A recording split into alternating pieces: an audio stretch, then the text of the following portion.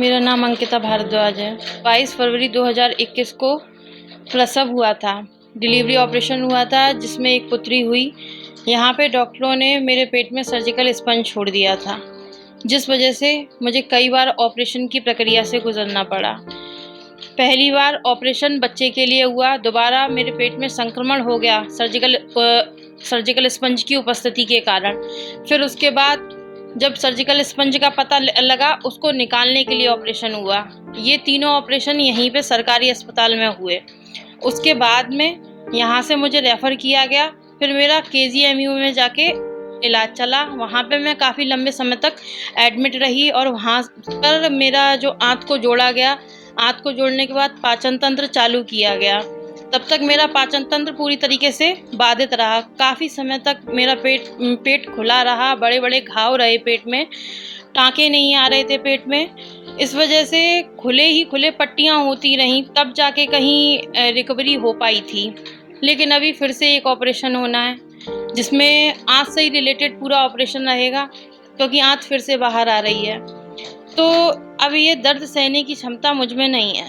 भविष्य में इन डॉक्टरों की गलती की वजह से और डॉक्टरों ने, जिनको मैं दिखाती हूँ, जहाँ से मेरा इलाज चल रहा है, वहाँ से मुझे संभावना व्यक्त की गई है कि मैं भविष्य में कभी माँ नहीं बन पाऊँगी, मेरे कभी कोई संतान नहीं होगी। मैं अपना खुद का बच्चा कभी खिला नहीं पाई जो मेरा हुआ, क्योंकि मैं इस स्थिति में नहीं थी कि उसका पालन पोषण कर सकूं। आज भी मैं उसका कोई काम नहीं कर पाती और भविष्य में भी मुझे कोई संतान नहीं होगी। इससे मैं बहुत परेशान हूँ। क्या चाहती हैं, मांग क्या है? मैं क्या मांग करूं किसी से? किसी ने मुझे न्याय तक नहीं दिया। मुझे तो बस मृत्यु की मांग है। अगर दे सकते हैं तो अब सिर्फ मृत्यु ही दे दें। मैं ये ऑपरेशन नहीं करवा पा रही, ना मैं इसमें मेरे अंदर सामर्थ्य बचा है इतना ये ऑपरेशन कराने का, ना इतना दर्द सहने की क्षमता बची है। उसके अलावा मैंने इस पे दोषियों पे कार्रवाई करने के लिए कहा, लेकिन किसी ने गंभीरता से इस मैटर को लिया ही नहीं। मैंने यहाँ के जिला अधिकारी से कहा, उन्होंने नहीं लिया इस मैटर को गंभीरता से। उसके बाद मैंने CMO, CMS और जो कॉलेज की तत्काल प्रिंसिपल थी उनसे कहा। उसके बाद जो हमारे स्वास्थ्य मंत्री हैं ब्रजेश पाठक जी, उनके घर भी गई मैं, उनके आवास पे जाके उनको पत्र दिया।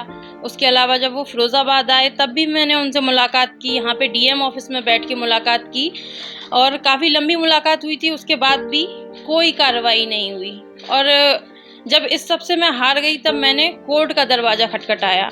कोर्ट में भी डॉक्टरों को तलब किया गया और सभी डॉक्टर स्टे लेके आ रहे हैं। अभी तक सारे एविडेंस उपस्थित होने के बाद भी कोई कार्रवाई नहीं हो रही है।